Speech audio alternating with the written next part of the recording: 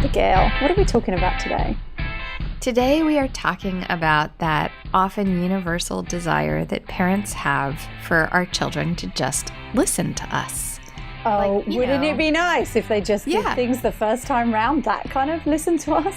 Exactly. Like, hey, put your shoes on.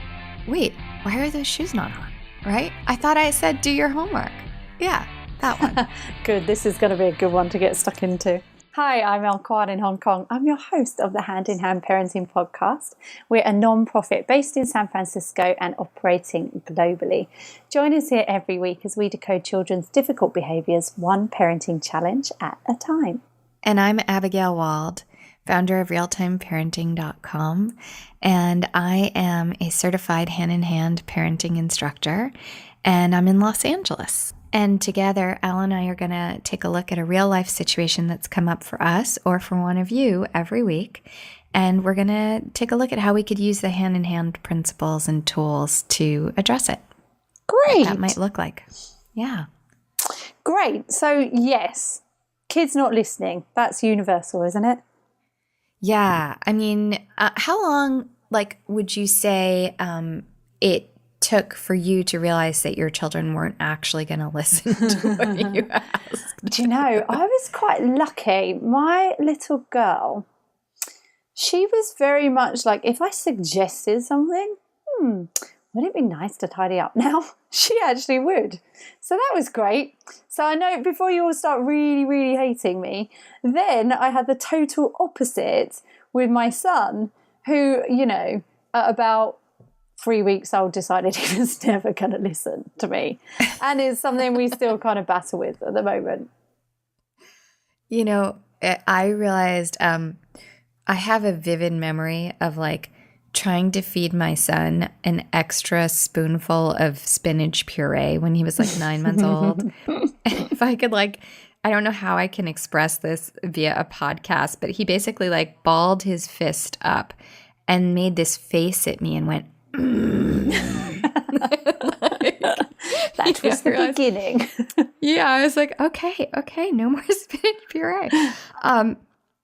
No, I think that for me it was actually, funnily enough, centered around naps. From the very beginning, my son, as a baby, as a newborn, hated to nap, and I thought he was supposed to nap because that's what all the doctors told me, and that's what everybody said, and that's what everybody else's babies did, I thought. And so I was absolutely convinced he should be napping, and he was absolutely convinced he should not be napping. And that laid the tenor for a couple of years until I found Hand in Hand, where I pretty much always thought he should be doing something other than the thing he was doing. or other than the thing he wanted to do. Yes. Yeah. Yes. I mean, it's amazing how much of this you can deal with in your lifetime as a parent, I think. So my boy is 5 now, and this morning decided that he was not going to eat breakfast because he was absolutely too busy building a ninja Lego car before he went to school. And it's just what do I do with that? We do have to get to school. The bus is not going to wait. You do need a uniform on. I would love you to eat, but how are we going to manage all of this in this minuscule amount of time? Yeah. This is a great situation. How did you actually handle it? Well, I played with Lego for a little bit and, suggested kind of this idea that the bus wasn't going to wait. And so what was his plan for that, for breakfast? And he didn't care. That's what he said. Right. I don't care. And it's true. Yeah. He doesn't care. He's 5. He doesn't care probably if he never gets on that bus again. I don't know. But in that moment, he doesn't care. And in the end, we came up with this idea that, here's the thing. We did come up with an idea that he was going to have his toast as a sandwich, and if need be, then he will be able to take that down and chew on it, before he got on the bus, while we waited for the bus. But as it was, bless him, we all ate first. He built his thing. He had just started eating he had some cereal.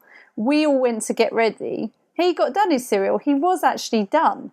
So I don't know. A lot of it was probably my panic on what needed to happen, and what the usual routine is.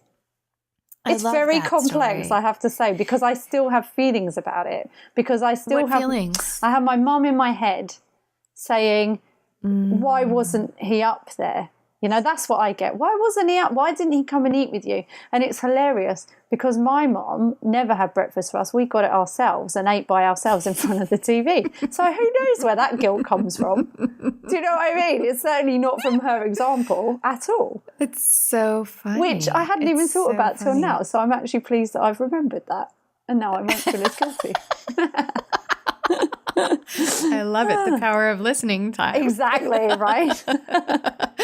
Yeah, it's so interesting, right? Because you bring up such great points in this story, which is that very often we feel like it's do or die. Like if our kids don't listen to the solution that we have in mind, it's over. There's no other solution. It's that solution.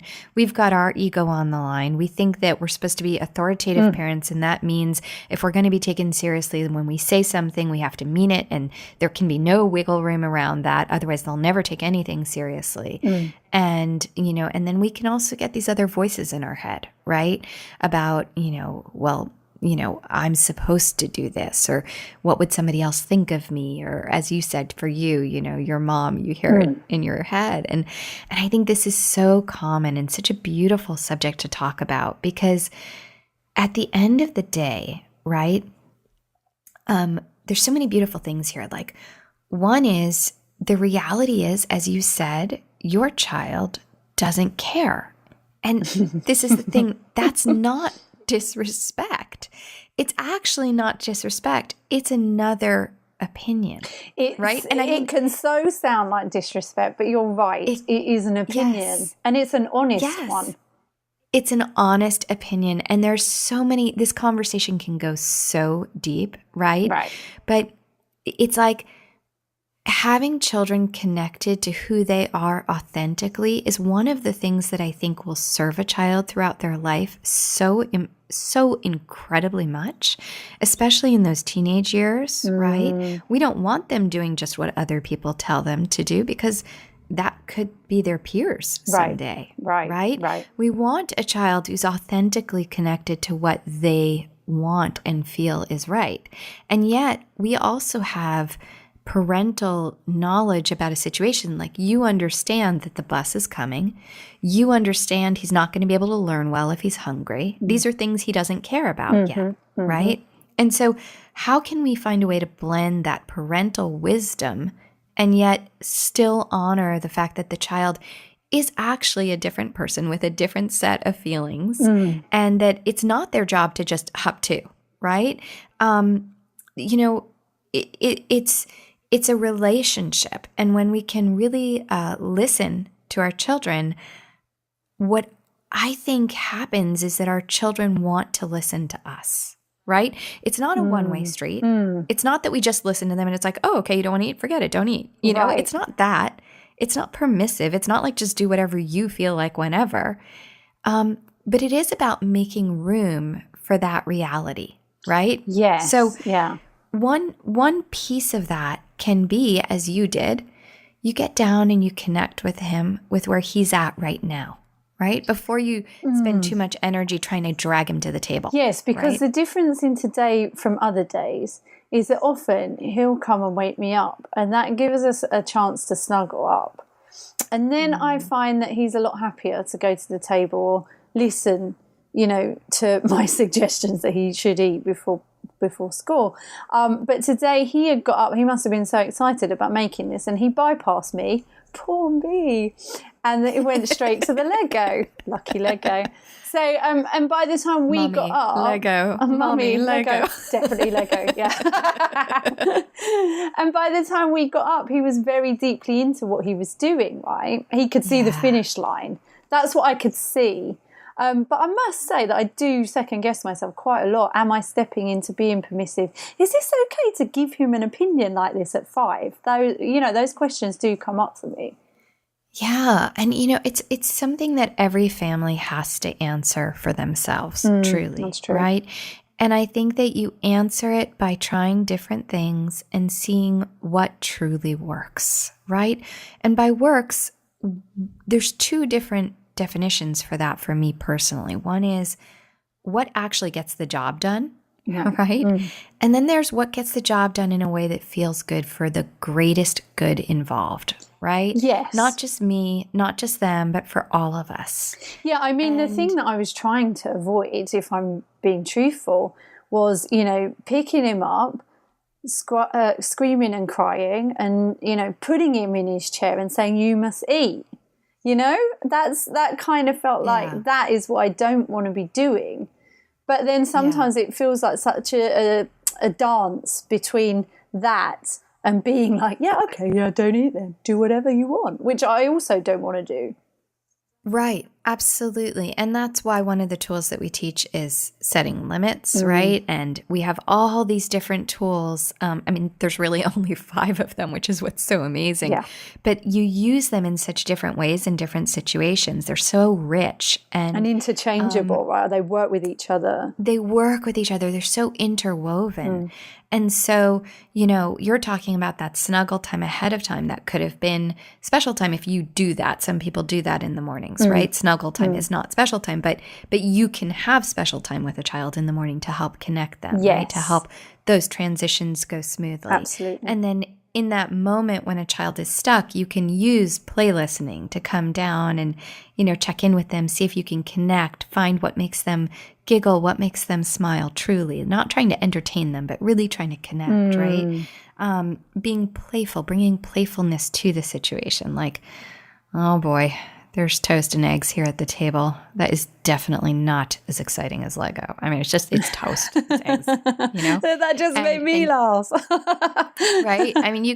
You can do so many different things. And that's the thing. Kids are an easy audience, guys. Like they're not like looking for, some fabulous, beautiful show. They just, anything that you think will make your child giggle or smile or just loosen up a little bit. And it's not as a distraction. It's just a way to connect. And so, yes, connection facilitates cooperation.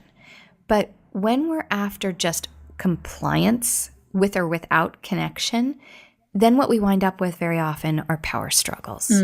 And what that can look like is, again, I mentioned earlier, like we have this idea that there's one solution, and there's almost always like many solutions, but we've just decided, like, the answer is you come to the table now. Yeah. Right? This is what we do in this house, and so you need to do it. Yeah. Right. And that's fine. Like, we should indeed have family values and family rituals, and every family can decide what those are for their own family. And that's what makes you your family. It's like you have a different set of values and a different set of rituals and a different kind of language in your home. And that's okay. That's great. And so once you know what that is, then it's really nice to be able to apply that to which ones am I going to fight for or not. Yeah. Right? Because look at this situation. You could have so many different competing values here. Is the value a shared table? Right? Because if you have a child screaming and crying at the table, is that a shared table? Do you know? That becomes a really interesting question, right? Or do you have the value of pursuing one's passions? In which case, hey, that's so cool that you got up early to work on that. Yeah. Right? And hey, let me facilitate you pursuing your passion by maybe I'm going to sit down and I'm going to eat my eggs and toast on the floor with you, right? Yeah. While together we build this thing because this is so exciting that we've got this new thing right now, right? Yeah. And I'm not saying any one of these is right or wrong. It would depend on how it works for values. you. Yeah, exactly. Yeah, I do think we do get caught up in the shoulds. What should we be doing? What would the outcome be if I do this? It can leave you feeling really drained and confused, I think. Yeah. And one little thing that I figured out that really helped me in these situations was to kind of remember to focus on the problem at hand and not my solution for the problem at hand. What do you mean? Huh? So if my solution is like, let's all eat at the table. Right? But the problem at hand is I'm worried you're not going to eat and you're going to be hungry and you're not going to get to school on time. Yeah. So there could be a lot of different solutions for that problem. But if I'm focused just on my solution, I'm going to the problem is it's going to close off my brain, because the moment he says no to my solution, I'm going to get flooded, and I'm going to start going into that, limbic brain where I'm not able to access my prefrontal cortex. I'm not able to think clearly and fluidly and flexibly. You're just wound up and rigid flexibly. On that outcome. Right. I'm going to get really tight on that solution. And so if I can remember to just think, what is it that I'm worried about or wondering about, and then bring the problem to my child as opposed to my solution. So you mean actually say, it's like in our house, that might sound like, this is the only time you actually will spend with your dad. This is our shared time in the morning because he's not home for dinner. So I could say that to him, and maybe we would see what he thought of that idea. Yeah. And that can be a sort of easier conversation for a child to enter rather than just come to the table. Yes. Yeah. They don't know why and they don't want to. Yeah. That makes real sense. Yeah. So it's just a little thought. But what about those times where you just can't, where you do find yourself just a bit tighter than usual, or you haven't had much sleep that night, they've been up in the night or something. Yeah. And then it's like another thing on your plate to deal with. So how do you deal with that when you're just so tight around it? Yes. So thankfully, Hand in Hand Parenting has a tool called listening partnership, which is exactly what is so needed in those moments. So listening partnership is this amazing relationship that you develop with another parent, and you exchange time during the week to actually just make space for each other to really listen to what's going on in each other's lives. So the way it looks is kind of like this. Like, let's say you have 20 minutes you can allot to this for a week. So you'd pick somebody that you feel like you could have an honest relationship with, who could really hear you, someone who might be able to listen without any judgment, without a need to fix or give any advice, somebody who could just care about what it is you have to say and kind of be willing to like completely forget about it once that your time is over, right? So it's like the feelings, just everything evaporates, right? So you're not commenting or offering advice, or you're literally just listening to each other, almost as like a venting place. Exactly. So what it would look like is, let's say, Elle, you and I decided to be listening partners. And, we would try it out, and sometimes it works, sometimes it doesn't work, and you have to find the right listening partner, just like with everything. But we would meet up either in person or on the phone, and we would say, hey, when's a good time? And it works best if you actually set a time in the week. So like Sundays at 3 p.m. Like, I know that's always a good time, or when the kids are down or, in bed, or in the morning after I drop them off at school, something you can keep reliably, like an appointment that matters to you. And then we would get on the phone and say, okay, do you still have your 20 minutes? Great. So let's do 9 minutes each. And, one person can start or the other person can start. Sometimes one person feels better speaking first because they feel like then they can get it out and they can listen. And some other people prefer to listen first. And sometimes one day might be one way, one day might be another. And you really listen. Let's say we wanted to talk about this, and I could talk about how frustrated I am that my child never listens. And I don't have to have an answer. Right. I'm not even looking for an answer. I'm just present with where I am right now. Right? And that other person, so me as the listener, will be listening to you just in support of you working through this. Yes. And the assumption is that I am good and I have the ability to work through this on my own with your good care and support. And so there's no assumption that I'm broken and I need to be fixed. It's not therapy. I'm not paying somebody to listen, which is very interesting because sometimes people feel like, wow, well, I'm not worthy of somebody listening to me if I'm not paying for it. Right. Yeah. So it's a very interesting relationship where you really have to feel worthy of someone giving you that care and attention. You use this time to either kind of vent, but it's not commiseration. I'm wondering about why this is so upsetting for me. Like, I just need to get it out. I need to say all the things I can't say to my child, or I need to wonder about. I feel like I remember being rushed as a child. I hated it, or different things like that. I'm quite sure that actually even this tiny bit of just thinking about what happened this morning will enable me to be a lot more relaxed about it if it happens tomorrow. And, just have thought to myself, I'd forgotten what breakfasts were like in my house when I was a kid and how it totally has not screwed me up as an adult. Well, other people might disagree, but I think I'm fine. So, and it's because it's that kind of tightness that you get stuck into, I find. Whereas once you've had a minute of listening, someone just listening to you pour that out, that worry, that concern, because it does really all come from a good place. You just want what's best, really, don't you? I think it's so interesting how this one thought of like, are our children supposed to obey us or not? Brings up so many feelings. And, with people vehemently on either side and even the same person vehemently feeling different things sometimes. And so listening partnership is a great place to go, what do I think about that? And are there better ways for me to think about that or not? Or am I comfortable with how I think about it? Yeah. And because there isn't. And find your peace with how you feel about it. And there isn't, am I okay if somebody obeys but they're miserable? Am I okay if they don't obey but they're happy? Can I want to, do I want to explore maybe how I could inspire somebody's cooperation instead of demand it, right? Can I earn it with a giggle? Can I earn it with connection instead of demand the compliance? Is that possible? Is it not? Am I too tired to do that? And if I'm too tired to do that, what do I need to change in my life so I'm not? Right? And so there's absolutely. It's this whole unfolding of a conversation that if we can engage in it, it's actually pretty fascinating. Yeah, it can be. In fact, on the blog, there's a post about parenting being an emotional practice.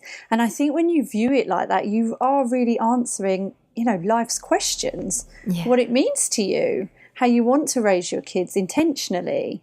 It's really fascinating. Yeah, I mean, that's what I love about hand-in-hand parenting, because for me, before hand-in-hand, and even though, frankly, I think everybody uses hand-in-hand parenting very differently, and that's one of the beauties of it, it's a tool, right? It's a series of tools. And every single parent who listens to this podcast will use it differently. And that's as it's meant to be. It's meant to work in your family as you want it to work. And, and if it doesn't work, that's fine too. And, for me, what was so amazing was it made me feel like I'm not just a quesadilla maker, driver, laundry person. Like, it elevated childcare to me to be this passionate, thoughtful, introspective, connective conversation. And relationship, right? Yes. It's that ongoing back and forth between you. Yes, because ties. If I'm just asking somebody to do something and 100 times a day they're not doing it, I feel disrespected and angry. But if I say, wow, they're not doing it, did our connection break? Is there something upsetting this person? Did I not show interest earlier and now there's a little distance between us? What's different today from the last time we did this when it went fine? Yeah. Then it becomes this fascinating thing of how can I re-enter this person's world? How can we reconnect? How can I get their brain working well? How can I keep my brain working well or get it working well, right? So those to me are much more interesting conversations for me personally to have than just like I said, get over here, which just makes me feel horrible. So just going I used back to do that all the time, Oh, yeah, absolutely. Like I said, I was I think I was a more laid back parent in general as well. When my child was more laid back with my daughter, with my son, who I found, there's some different dynamic there that is harder for me. Probably he's more similar to me. and that's, hard to see. I don't know, that's looking into it quite a lot. But I wanted to just go back and focus on what you said there about reconnecting. So often this kind of what we call disobedience comes from their own rigid behaviour, something, that's bothering them, or, they haven't connected with you for a while, or, they're just feeling a bit out of sorts. So this play, this laughter is a great tool to kind of break that tension and help them shed that kind of murky feeling that they might have and connect you to, right? So if it's, not wanting to take a bath, or, not wanting to wash your hair, or all of these things, even for us, what works is, well, do you want to go to the bathroom by piggyback, or, shall I cradle you like a baby and rock you? Often that's enough. My son knows, okay, it's not too serious, I can have some fun on the way, and that's what works for us. So this kind of idea of connecting through laughter and play can be really genius at times, I feel. Yeah.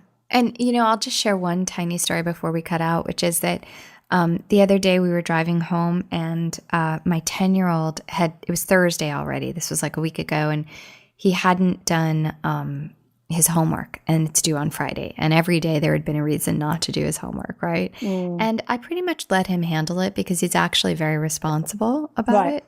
So he got in the car, and he was kind of in a pissed off mood. I'd picked him up from football practice, and, and we were in the car, and I had to sort of gently say, hey, buddy, it's Thursday afternoon. You might want to do your homework, right? And I knew that this was not going to go over well, right? And he kind of goes for it because he knows it's Thursday. And then he throws his backpack down in the car, and he's like, I'm not going to do it, And I sort of looked back, and I smile, and I'm like, no. And he's like, no. And I was like, okay, right? And he was so sort of surprised that I wasn't holding the limit, And he sort of looked at me, and he goes, really? And I was like, yeah, it sounds like you're really not in the mood to do it. I don't think you should do it. And that was just enough freedom for him to feel like I got him and I was on his side. Right. And suddenly the car went silent for about a minute. And then out of nowhere, and my son is not a talker generally, he's like, there's all these things on the football team that have been bugging me, and, talking about all this stuff going on at school and friends and football and challenges he's having. And it was because I hadn't pushed, right, in that moment. And I'm not advocating not setting limits that need to be set, right? It's just about understanding how sometimes when we can take our foot off the gas there, it leaves a little space for that connection to let someone know you really see them, right? And not just what you want them to do for you. Absolutely. And so he felt really seen and really acknowledged, and it allowed him to feel safe enough to open up. And then, we talked about it for a couple minutes, and very light touch, right? Because he's a preteen. So, it's like, oh, yeah? Yeah. I know better than to say too much. And I just listened. And then he immediately after that was like, where's my backpack? And I was like, oh, bud, it's right near you. Just picks it up, does his homework, right? And it's so just nice needed to get that off his chest. Yeah. Yes. That's beautiful. And that's not always going to be the case, right? No. But just something to wonder about as you look at these moments where you're frustrated. Oh, that was a nice story to end on, Abigail. That's hopeful right there. Hopeful right there for a moment. Don't worry, he rolled his eyes at me ferociously 2 days ago because I asked him to floss in front of a mirror. That was a whole other moment. Oh, I love preteens in the eye roll. It's intense. Right. Well, I think that's the end of podcast. This is number 4. We're doing quite well, I think. Please go to the show notes. I will leave you a nice freebie from our founder, Patty Whippler, giving a great introduction to listening partnerships if you want to know more about them, plus some articles about parenting the hand-in-hand way. What else do they need to know, Abigail? Well, we would love for you to subscribe to our podcast. Definitely, please do that. And also, please do leave us a review and a rating. They're really important for us to understand what you guys are loving. And if you have any comments, anything you want us to change or discuss or talk about, we're all ears. This is really a conversation we want to be having with you back and forth. So you can find us on Facebook at Hand in Hand Parenting and at Hand in Hand Parenting, the podcast. We are also on Twitter and Instagram. And if you want the website, that is www.handinhandparenting.org. And if you want to get in touch with Abigail directly, do go to www.realtimeparenting.com. All right. Thank you so much, you guys. Yes. We'll see you next week.